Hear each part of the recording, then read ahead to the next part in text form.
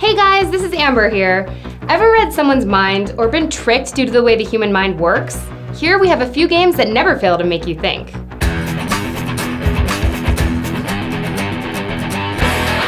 Number 10, Blind Beggar.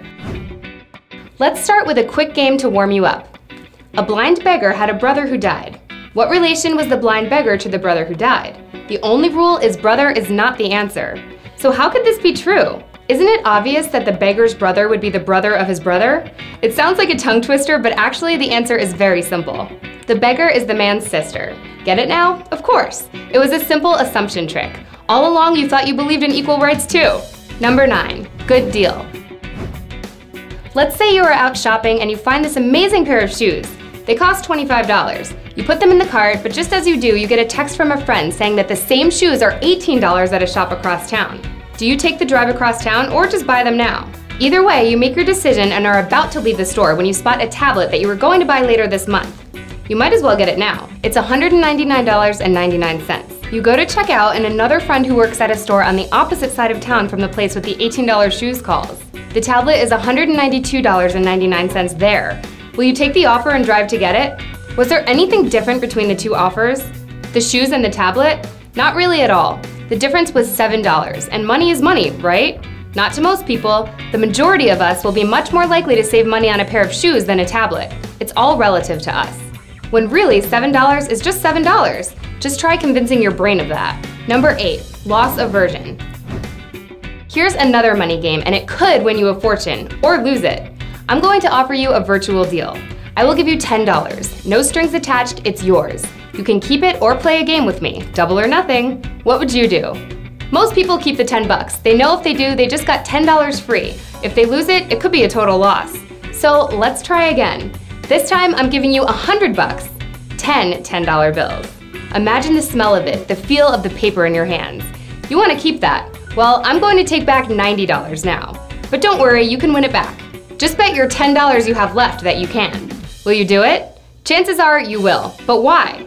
You were just given a deal a few seconds ago, and on both occasions your gain was $10. But since you held that $100, you felt it was yours and I took it away. This is called loss aversion. Many people believe it is better to have never had than to have had then lost. It's truly irrational, but it's just another way the human brain works. Number 7, word association. I'm sure you've played this word association game. I say cat, you say dog, I say bark, you say tree. But what happens when you take the brain training game to the next level? This one is meant to connect different parts of your brain and encourages them to work together. I'll do the first one. The two words are apple and burger. This one is a little more complicated. The answer is Mac, as in an Apple Mac and a Big Mac. The others are much easier. Let's start with piano and lock. Key, right?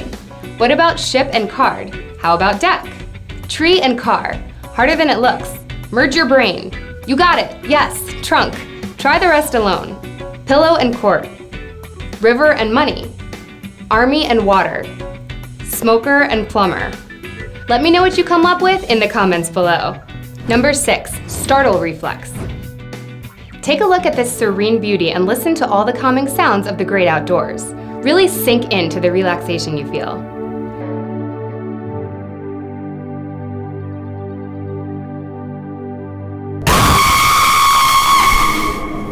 Did you hop in your chair or maybe hold your hands over your eyes and ears? This is because as hard as we try, humans are not created to control their reflexes. In fact, reflexes are created to protect us. When in danger, we can count on them to guard the most vulnerable parts of our body, such as the back of your neck. Even though you know that your computer screen can't hurt you, your reflexes still kick in as if you were in danger. Number 5, Stroop test. The Stroop effect has been around for nearly 100 years and was named after its creator, John Ridley Stroop. Before introducing how it works, I'll give you a try and see if you can pass it. Without stumbling over your words, I want you to say the color of the word on your screen. Not the word, the color of it.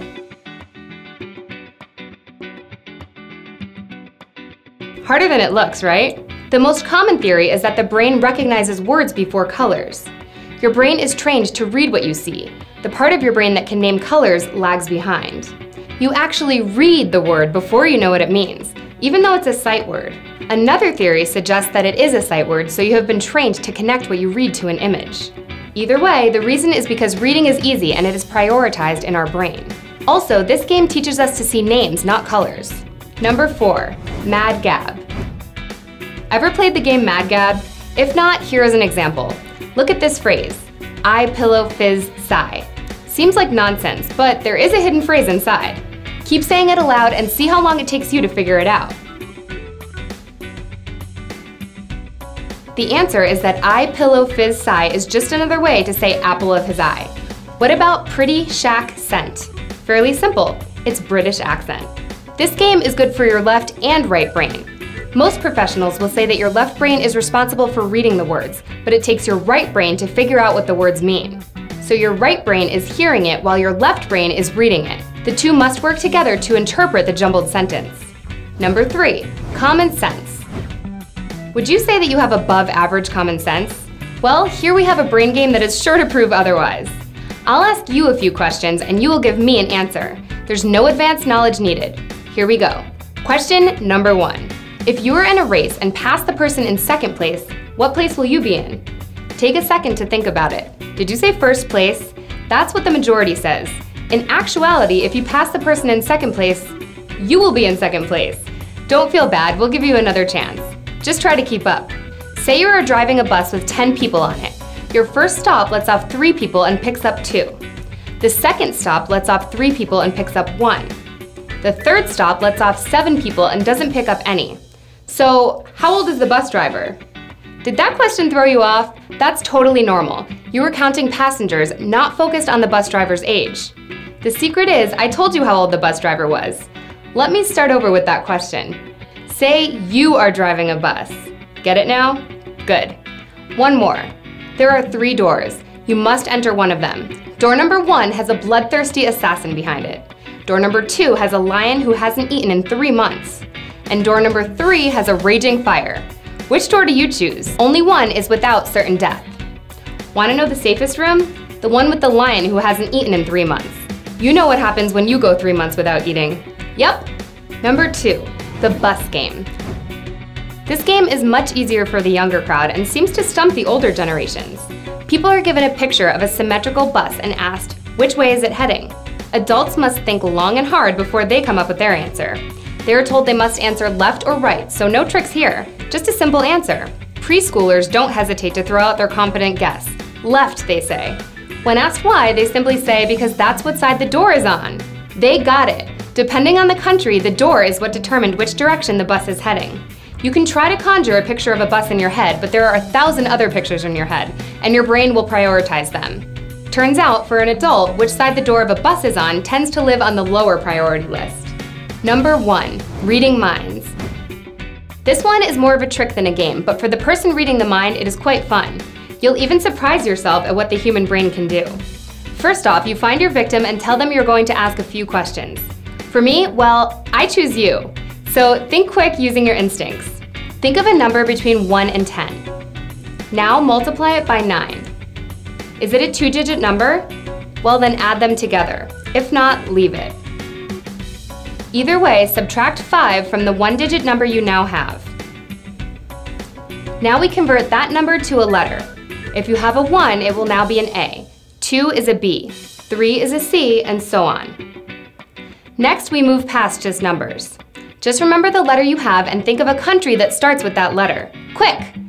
Remember that country and use that last letter of it and think of an animal that starts with that letter. Got it? Okay. Take the last letter of that animal and think of a color that starts with it. Great. Last step. That color is the color of your animal and the country is where it is. I'm going to take a wild guess and say that you were thinking of an orange kangaroo in Denmark. Chances are I'm right. Go ahead and show this one to your friends. Just a simple trick of limited choices. Thanks for watching. Remember to subscribe and see you soon. I'm Amber. Bye.